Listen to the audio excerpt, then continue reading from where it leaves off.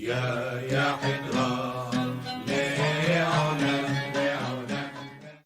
Minhag of the Week, Life Cycles, the Sebbit. So we've been speaking about the Sebbit. The last episode I displayed the various maza, and that has caused a lot of questions to come flying in. People are asking all different things about the Sebbit, some things that I've touched upon in previous episodes, and things that I didn't touch upon because I didn't think they needed to be, but obviously if people are asking, we're here to answer. So, first and foremost, Kiddush. The Kiddush was always made after the host came to the Sebbit. When the host arrived, either the Hacham or the Hazan would be told to make Kiddush.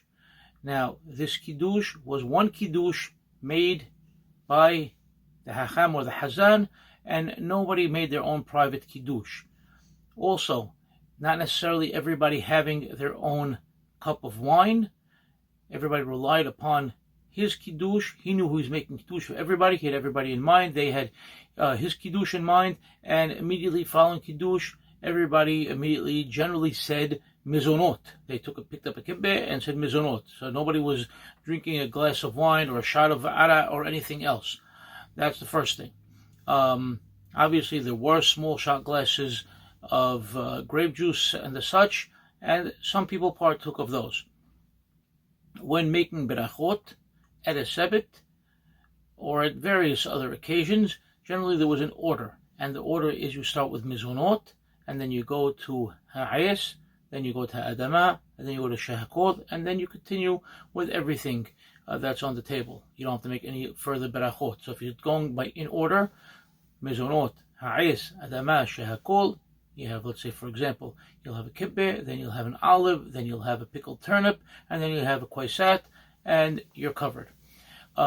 Kids never sat down at a table.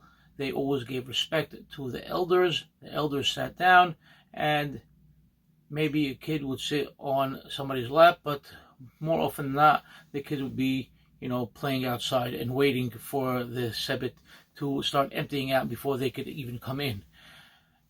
Even young men would not sit down until elders sat down. There was always this sense of kavod, of respect and honor that was given to elders before anybody else sat down. Now, what else was going on at the Sebbit? Foods. People want to know what kind of foods besides the maza foods that I showed. Obviously, you could put any other maza foods on the table. You could put, small meat edges on the table. Many people had that. People had small kak on the table. Of course, you had bizar on the table. You had various other pickles and the such, like, let's say, pickled artichokes and things like that.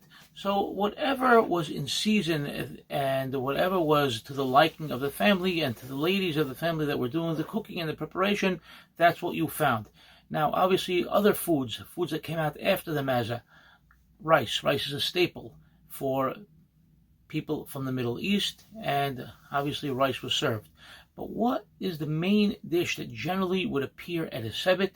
What we know of and we think of today, immediately we think of kibbeh mushroom. And kibbeh mushroom wasn't necessarily served in Syria. In Syria, mushrooms weren't as common as they are over here, and in Syria they had something else. They had kibbeh kameh.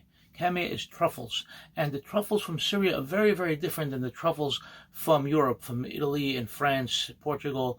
The Syrian truffles come from the desert, and they have a different taste and a different texture than truffles the way we know of today. And also, they're a seasonal item that generally appear in March on the market, and they are considered a great delicacy even till today.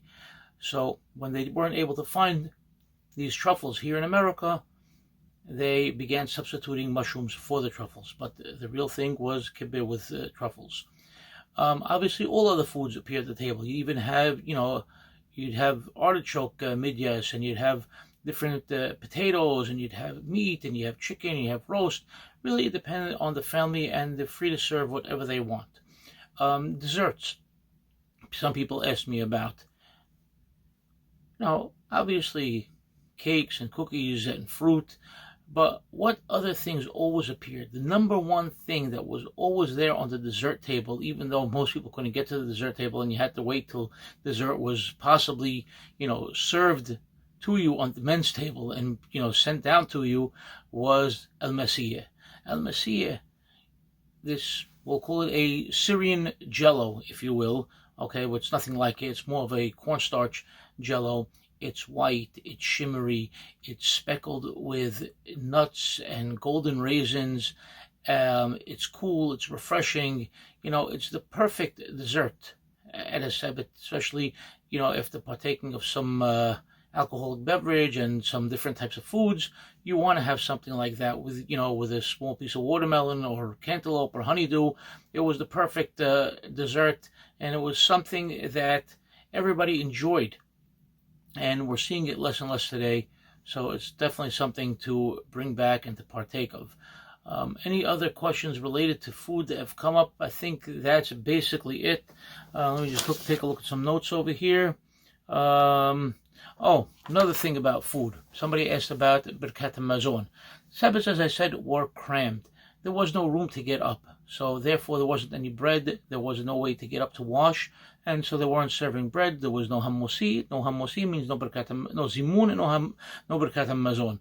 And that was basically the way a Sebbit was. So, Mabruk again. Enjoy.